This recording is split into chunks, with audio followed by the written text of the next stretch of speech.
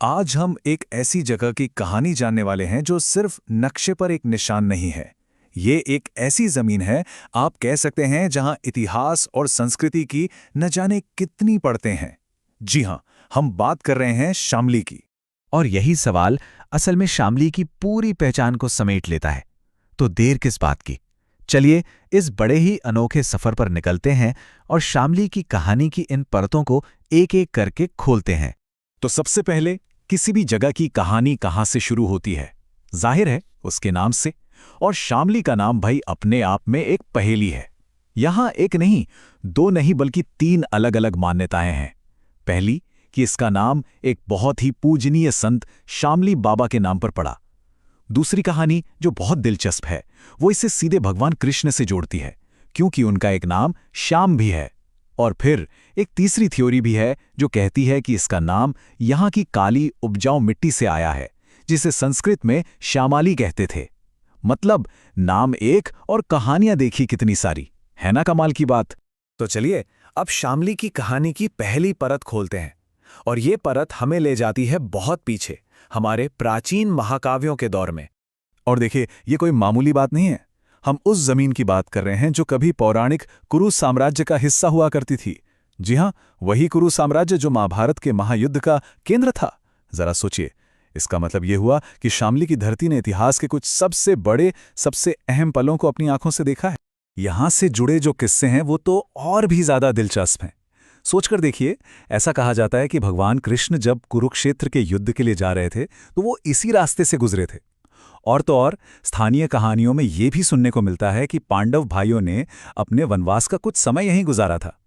एक कहानी तो ये तक दावा करती है कि महाबली भीम ने खुद इस शहर को बसाया था। अब ये कहानियां ही तो हैं जो इस जगह को एक अलग ही गहरा मतलब देती हैं।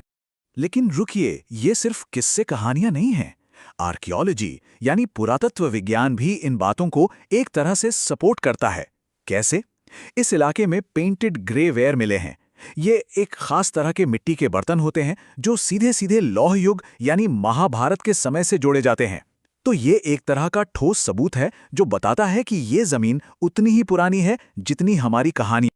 अच्छा, अब पौराणिक कथाओं से निकलकर चलिए समय में थोड़ा आगे चलते हैं और सीधे पहुंचते हैं शामली के इतिहास के सबसे नाटकीय और अहम मोड़ पर, यानी 1857 का विद्रोह।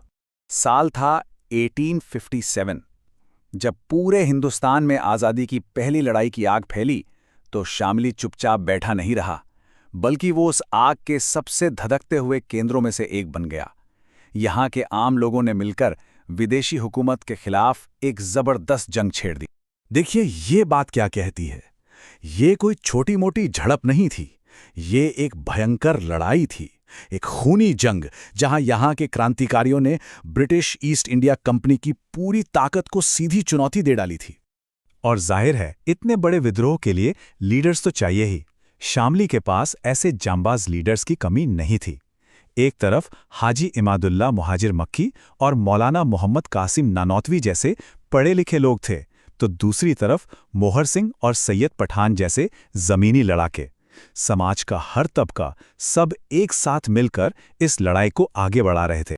लेकिन कहानी का एक और पहलू है, एक ऐसा पहलू जिसके बारे में अक्सर बात नहीं होती, और वो है यहाँ की महिलाओं का किरदार। यहाँ की किसान औरतों ने सिर्फ घर की चारदीवारी नहीं संभाली, बल्कि उन्होंने हथियार उठाए और अपनी खुद की फौजी टुकड़ियां यानी बटालियनें बना डालीं। इन बहादुर नायिकाओं के नाम हमें हमेशा याद रखने चाहिए। असगरी बेगम, जिन्होंने इन महिला बटालियनों को लीड किया और जिन्हें पकड़कर जिंदा जला दिया गया था। शोभा, नूरी, बीबी, ये वो वीरांगनाएं थीं जो जंग के मैदान में लड़ते लड़ते शहीद हो गईं।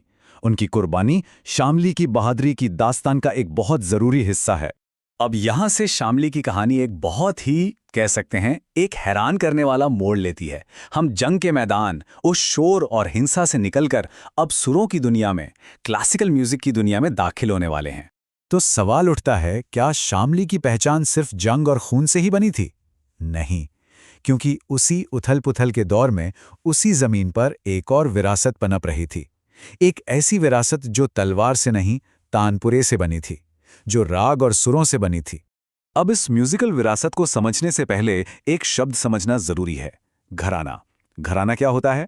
ये सिर्फ म्यूजिक का एक स्टाइल नहीं है, इसे आप एक म्यूजिकल फैमिली समझ सकते हैं, एक परंपरा जहां गाने या बजाने का एक खास अंदाज, एक स्टाइल गुरु से शिष्य तक पीढ़ी दर पीढ़ी आगे बढ़ता है। ये एक तरह का म्यूजिकल सिग्नेचर होता है। और यहीं से वो कनेक्शन जुड़ता है।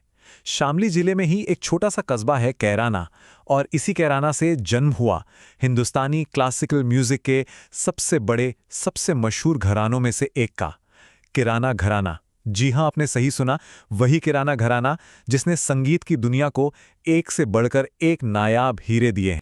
अंदाजा लगाइए कि ये घराना कितना बड़ा है। इसके संस्थापक थे उस्ताद बंदे अली खान, फिर आए उस्ताद अब्दुल करीम खान और उस्ताद अब्दुल वाहिद खान, और फिर भारत रत्न पंडित भीमसेन जोशी, यहां तक कि लेजेंडरी सिंगर मोहम्मद रफ़ी साहब की जड़ें भी इसी परंपरा से जुड़ी थीं। जरा सोचिए, एक ही मिट्टी जहां बागी भी पैदा हुए और मौसीकी के उस्ताद भी। कमाल है। तो ये तो हुई इतिहास की बात। अब चलिए शामली की कहानी को आज के दौर में लेकर आते हैं और देखते हैं कि इसकी मॉडर्न पहचान कैसे बनी।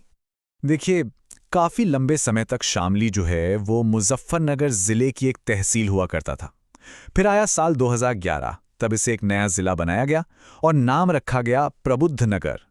लेकिन फिर अगले ही साल 2012 में इसके पुराने ऐतिहासिक नाम को वापस लाया गया और इसे ऑफिशियली शामली ज़िला बना दिया गया।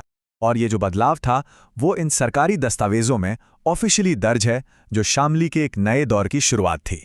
अब अगर हम आज के शामली की एक झलक देखें तो 2011 के सेंसस के हिसाब से यहाँ की लिटरेसी रेट यानी साक्षरता दर करीब 71% थी। ये दिखाता है कि ये इलाका तरक्की और पढ़ाई लिखाई को कितनी अहमियत देता है। आज की तारीख में शामली की इकोनॉमी का आधार खेतीबाड़ी है। गन्ना यहाँ की मुख्य फसल है और यहाँ का बना हुआ गुड़ तो दूर दूर तक मशहूर है। लेकिन एक और चीज़ है जो शामली को खास बनाती है। सरकार की एक जिला एक उत्पाद स्कीम के तहत यहाँ के हाथ से बने लकड़ी के खिलौनों को भी एक नई पहचान मिली है। तो जब हम इस पूरी कहानी को एक साथ देखते हैं तो शामली की 3 अलग अलग तस्वीरें उभरकर सामने आती हैं। ये ज़मीन है पौराणिक नायकों की, ये ज़मीन है भूले बिसरे बागियों की, और ये ज़मीन है अमर संगीत की। और आखिर में बस यही एक ख्याल मन में रह जाता है कि शामली की कहानी सिर्फ एक ज़िले की कहानी नहीं है। एक तरह से देखें तो ये पूरे हिंदुस्तान की कहानी का एक छोटा सा रूप है। ये हमें ये सोचने पर मजबूर कर देती है कि न जाने हमारे देश में ऐसी और कितनी जगह होंगी जो अपने अंदर पूरे देश की रूह को समेटे बैठी हैं।